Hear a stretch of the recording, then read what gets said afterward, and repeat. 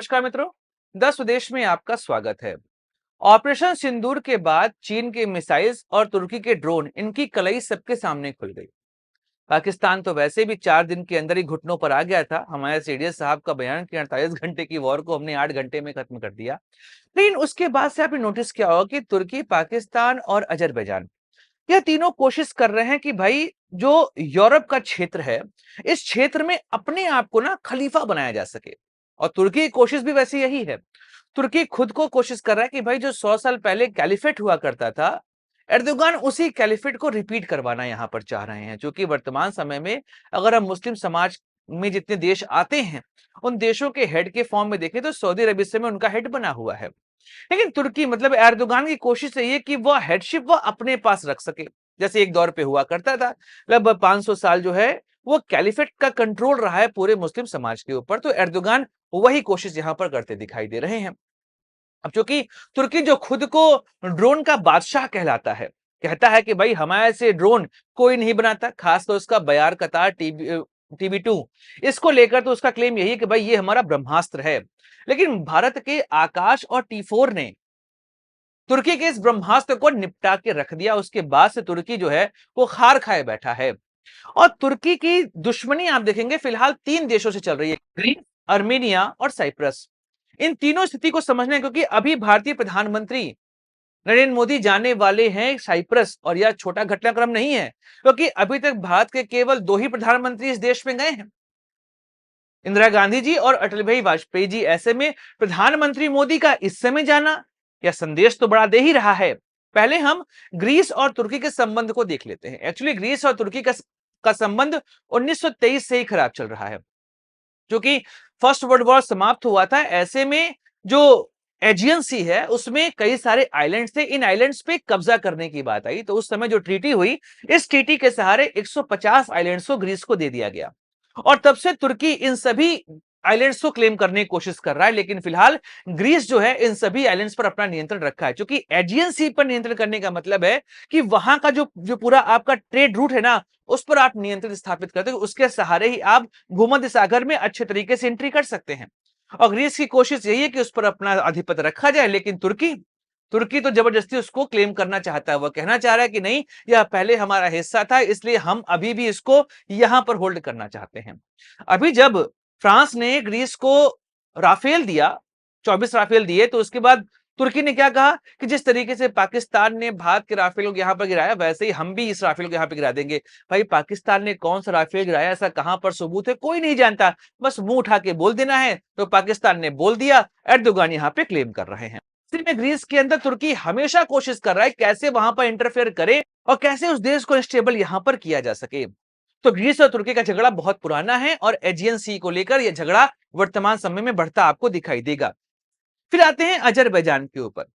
चूंकि अजरबैजान और अर्मेनिया, इन दोनों की दुश्मनी लगातार चली आ रही है, और यह दुश्मनी 1991 से चल रही है, जिस समय यूएसआर का विघटन हुआ तो यह देश वहां से बने। जहां पर अर्मेनिया क्रिश्चियन राष्ट्र बना, वहीं पर अजरबैजान जो है एक इस्लामिक राष्ट्र बना। अजरबैजान को तुर्की ने अपना पूरा समर्थन यहां पर दिया हुआ है, और तुर्की के ही समर्थन से अजरबैजान ने अर्मेनिया के लगभग 1/3 हिस्से पर अपना नियंत्रण स्थापित किया है। लेकिन अर्मेनिया और भारत के संबंध काफी स्ट्रांग है, क्योंकि अजरबैजान ने भारत का विरोध किया। हम सभी जानते हैं यह विरोध उसने क्यों किया, क्योंकि भारत लगातार अर्मेनिया को सपोर्ट करता चला आया है। भारत के कई सारे डिफेंस सिस्टम इस समय अर्मेनिया के पास है, इसमें सबसे प्रमुख पिनाका है। भारत ने अपनी पिनाका मिसाइलें अर्मेनिया को दी हुई हैं, उस समय से तुर्की परेशान घूम रहा है। और आने वाले समय में भारत अपने कई और डिफेंस सिस्टम को अर्मेनिया को देने वाला, इसमें से आपका ब्रह्मोस प्रमुख है, आकाश प्रमुख है। क्योंकि तुर्की का ड्रोन अभी भारत ने मार खा के गया है, ऐसे में तुर्की को डर लग रहा है कि अगर इस ड्रोन को हमने अजरबैजान को दिया और अजरबैजान ने उसको यूज किया अर्मेनिया के ऊपर, तो उसके पास आकाश T4 रहेगा, उसका प्रयोग वो करके यहां पर इस सारे के सारे जितने भी इनके ड्रोन अर्मेनिया यहां पर निपटा सकता है। ऐसे में यह भी समस्या यहां पर आ रही है। लेकिन जो सबसे प्रमुख बात है वह है साइप्रस, क्योंकि भारतीय प्रधानमंत्री इस समय साइप्रस जा रहे हैं। अब साइप्रस जो कि भूमध्य सागर में एक द्वीप है, यहां पर 2 समुदाय रहते हैं, एक जो ग्रीस डिसेंट है और एक जो तुर्की डिसेंट है। इनके बीच में बहुत ज्यादा समस्या चलती चली आ रही है। बात है 1974 की, जब तुर्की ने यहां पर अटैक कर दिया तो इस साइप्रस के 2 भाग हो गए। एक तुर्की साइप्रस और एक ग्रीक साइप्रस। जो कि यूनाइटेड नेशन को देखेंगे तो ग्रीक साइप्रस को एक देश के रूप में मान्यता मिली हुई है, पर जो तुर्की साइप्रस है उसको तुर्की यहां पर मान्यता देता है। ऐसे में भारत अगर यहां पर जा रहा है तो इसका मतलब है आने वाले समय में कई सारी डील्स आपको होते दिखाई देंगी, और भारत अब साइप्रस, ग्रीस और अर्मेनिया के सहारे अपने डिफेंस सिस्टम को वहां पर भेजेगा, उससे तुर्की को यहां पर कंट्रोल करने का प्रयास रहेगा। क्योंकि तुर्की ने भी अपने कई सारे ड्रोन सिस्टम जो है वो भारत के पड़ोसी देशों के यहां पर बेचे हैं, जिसमें बांग्लादेश, पाकिस्तान और मालदीव प्रमुख देश हैं। लेकिन भारत ने अभी जो प्रदर्शन किया अपने डिफेंस सिस्टम के सहारे, वह साफ दर्शा रहा है कि यहां पर तुर्की के ड्रोन की कोई औकात बची है नहीं। लेकिन अब भारत ने अगर अपने डिफेंस सिस्टम को बेचा, साइप्रस को, ग्रीस को, आर्मेनिया को, तो तुर्की यहां पर बहुत खतरे में आने वाला है। ऊपर से एक और चीज को आपको ध्यान में रखना पड़ेगा, वह है तुर्की क्यों परेशान है भारत से बहुत ज्यादा, जबकि भारत ने अभी जब उसके यहां भूकंप आया तो भारत ने उसको राहत सामग्री तक भेजी थी। फिर भी तुर्की ने क्या कहा खुलकर कि हम पाकिस्तान का समर्थन करते हैं। क्योंकि अभी एक बात हुई, आपने G20 समिट देखी होगी लास्ट ईयर वाली, 2023 वाली, सॉरी 2023 के G20 समिट में भारत ने क्या किया, भारत ने एक नया ट्रेड रूट बनाने की कोशिश करी, और यह ट्रेड रूट एक तरीके से BRI के काउंटर के फॉर्म में यहां पर आया है। और इस ट्रेड रूट में भारत, मिडिल ईस्ट और ग्रीस तक शामिल हैं, लेकिन इसमें तुर्की को साइडलाइन रखा गया है। और एर्दोगान लगातार कोशिश कर रहे थे कि कैसे भी करके इस ट्रेड रूट में शामिल हुआ जाए, लेकिन फिलहाल कोई भी देश इसमें तुर्की को शामिल करने को सहमत दिखाई दे नहीं रहा है। क्योंकि इसके अंदर आप देखेंगे तो यह रूट आपका इंडिया शुरू होकर जाता है मिडिल ईस्ट, वहां से आता है इजराइल, और इजराइल जाता है कहां पर, ग्रीस। अब आप समझिए, इजराइल इजराइल एक ऐसा देश है जिसको कई सारे मुस्लिम देशों ने अपना समर्थन अभी तक दिया नहीं है, उसको देश मानते ही नहीं है। ऐसे में इजराइल का शामिल होना, उसके बाद भी तुर्की लगातार कोशिश कर रहा है कि कैसे भी इस ट्रेड रूट में शामिल हुआ जाए, लेकिन फिलहाल वह इसका भाग नहीं बन पाया है। उस समय से एर्दोगान और खींच खाए बैठे हुए हैं।